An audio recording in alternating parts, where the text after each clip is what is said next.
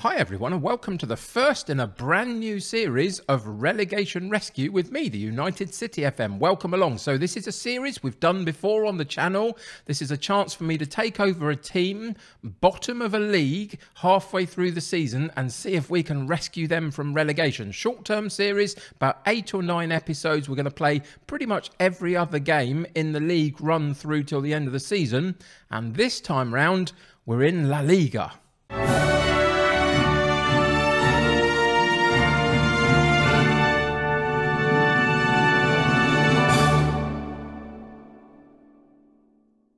So, welcome to Spain and welcome to La Liga. This is Eibar in the Spanish First Division. That's the club that we've been given by fate.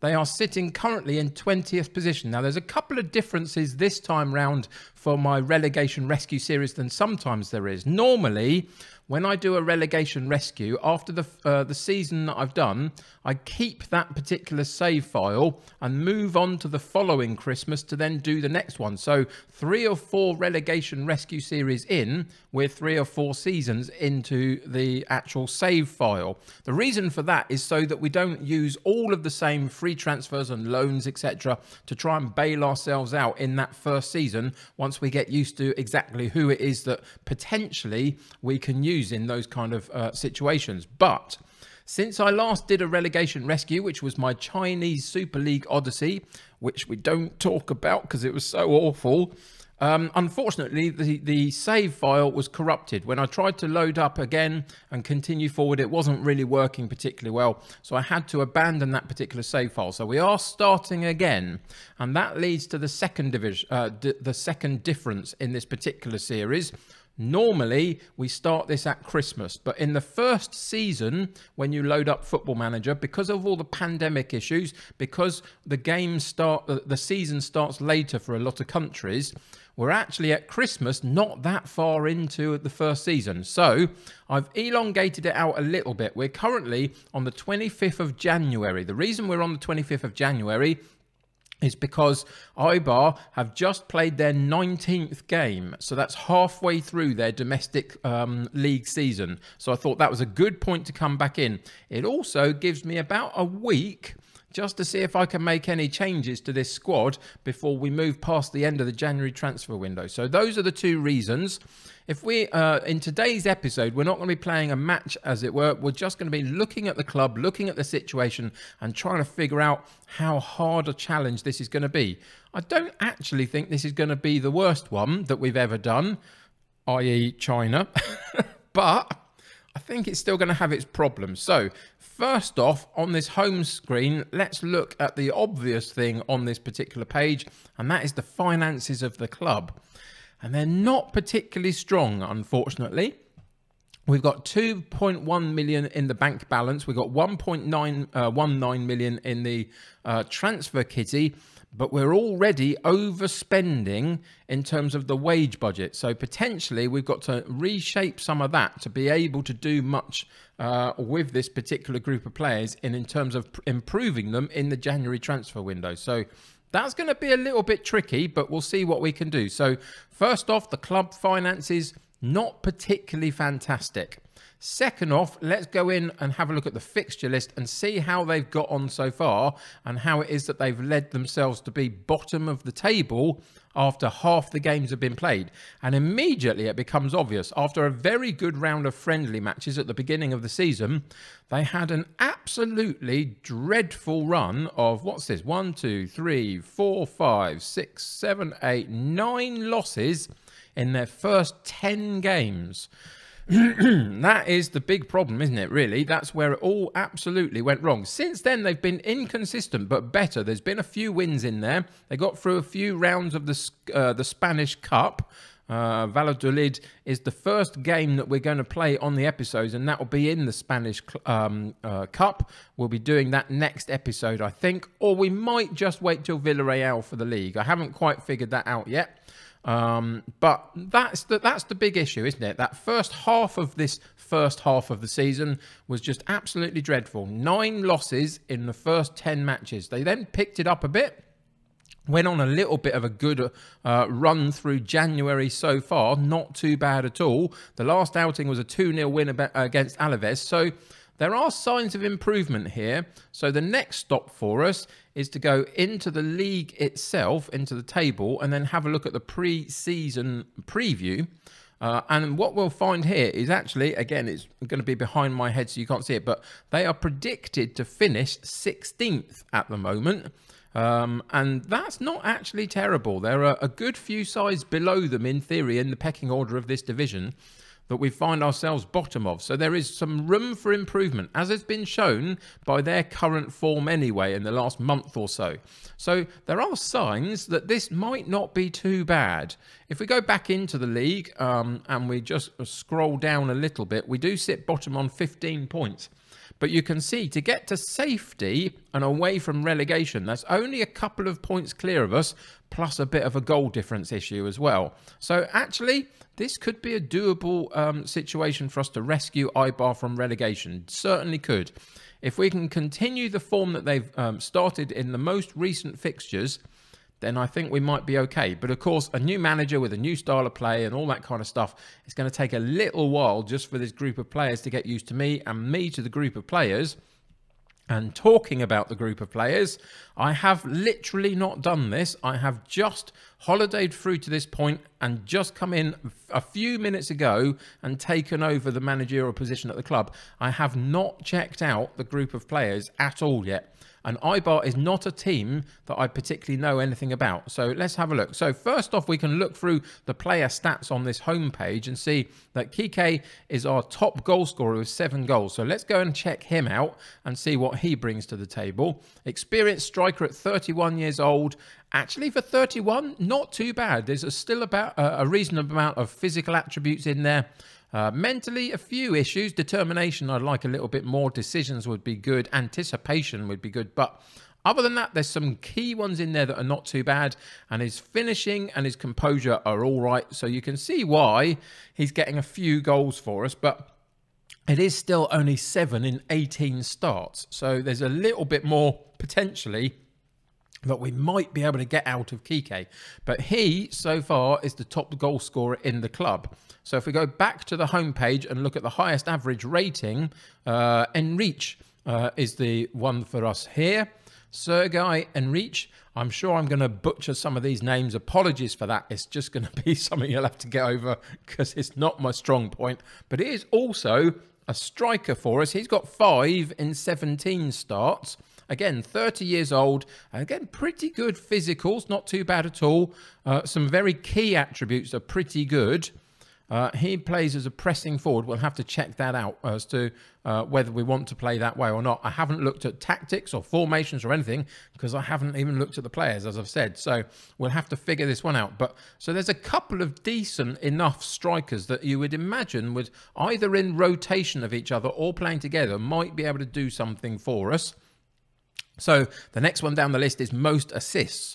Recio is the most assists for the club, and he is a 30-year-old central midfielder, and this is where the physicals go down the pan a little bit. For him, the physicals are not great, but do we need them to be? I don't know. Maybe we can position him right in the middle and just allow him to spray the ball around and not have to do too much running, maybe. Stamina's good, but the pace has gone completely, whether it was ever there. But the rest of them are pretty average attributes, really, around him. Other than his like teamwork and work rate, aggression in their first touch. Other than that, there's some pretty average attributes in there. And maybe that is one of the big issues. Maybe this guy, with his 4 assists in 16... maybe he's just not quite good enough. We'll have to see. So that's another one for us to keep an eye on. And then we got the best pass completion. This is the last one we're going to look into. Alvarez here, Sergio Alvarez. And he again is a central midfielder. Couple of bits more about him, I would suggest. 29 years old. Physicals look a lot better. There's some good mentals in there, so some good leadership. So he could be key for that. A tireless defensive midfielder, we could certainly use one of them. 14 passing, 14 tackling, good work rate, teamwork. I think this guy's going to be quite key for us. He's obviously doing okay in terms of his passing completion.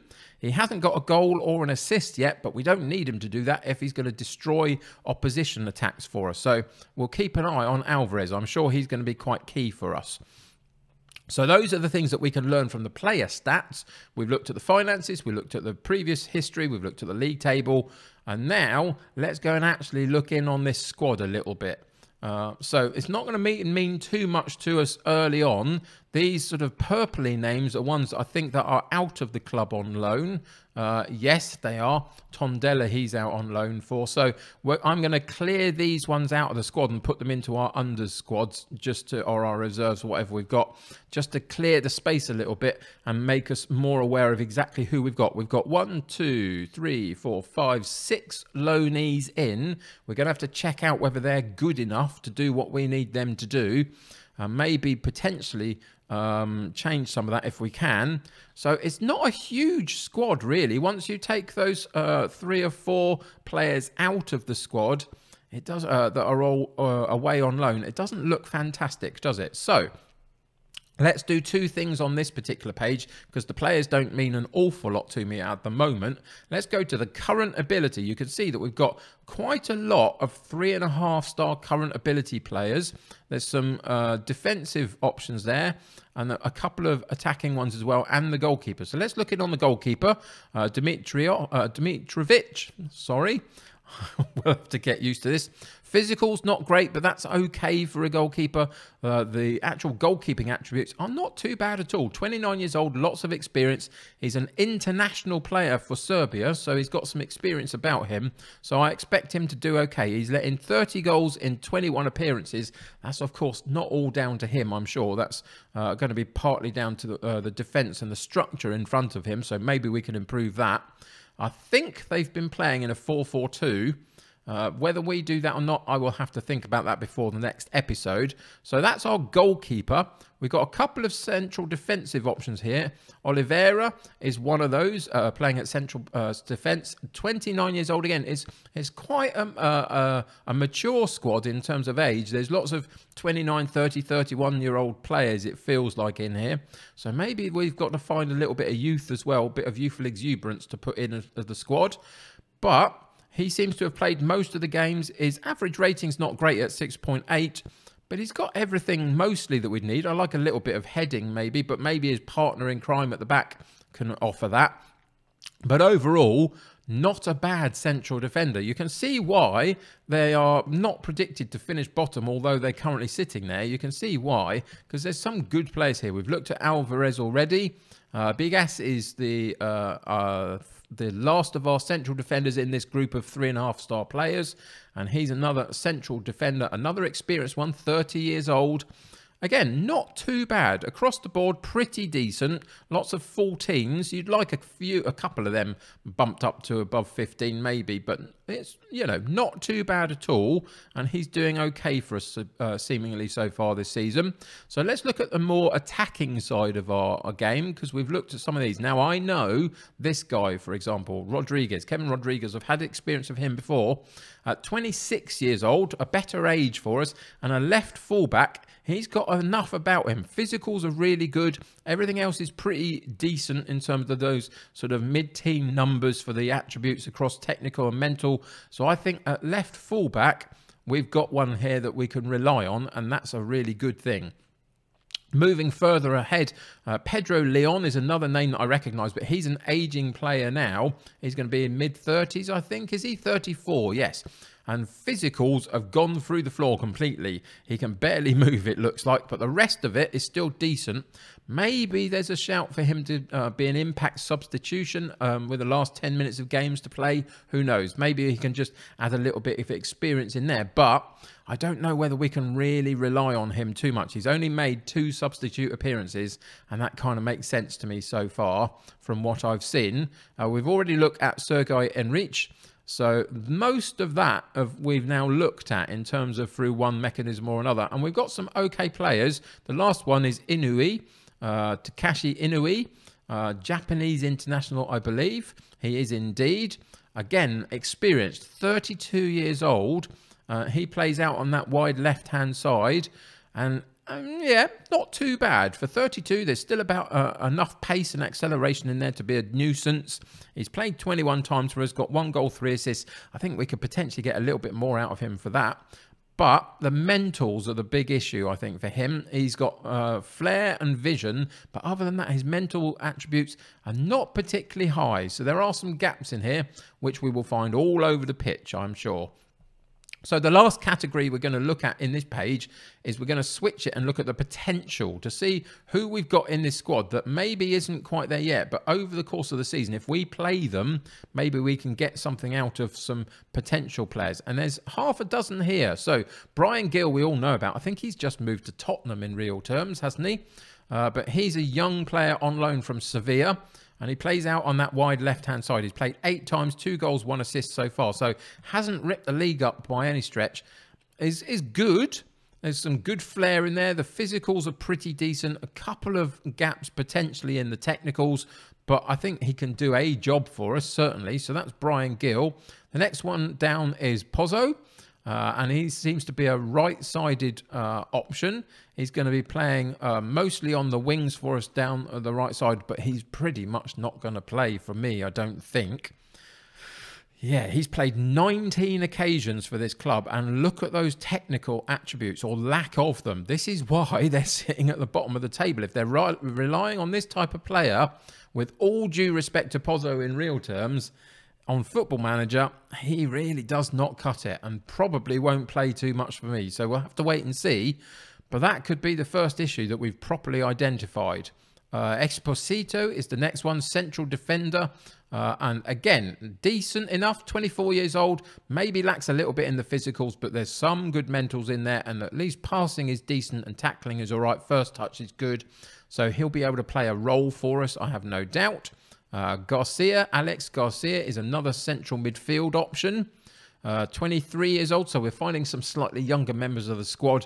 And again, decent option, 14 passing, good vision, so we can potentially use him. And he's only played a couple of starts, so you can see that they've been relying on some of their aging players, and maybe it's time to bring some of these younger players through. Suarez down the left-hand side here.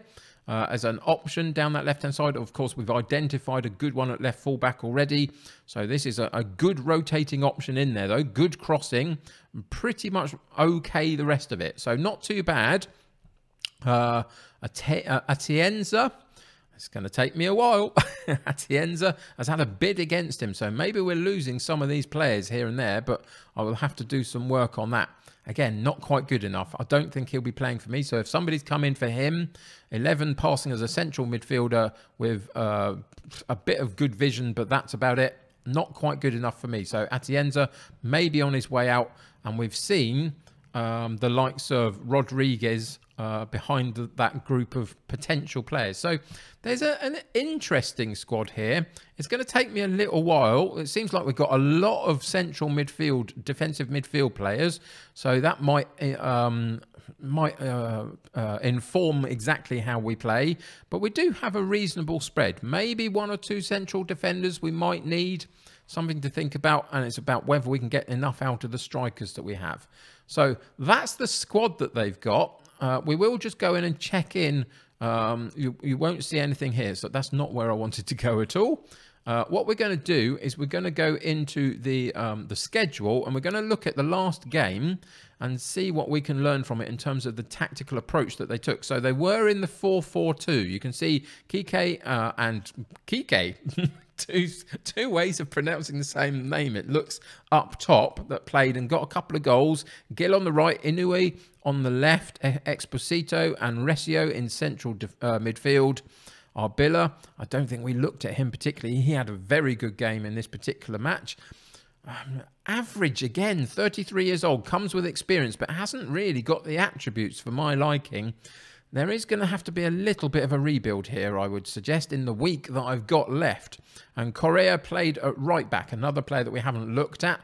And as a right-sided option, very good defensively. You can't see there, I don't think. He's got 14 tackling.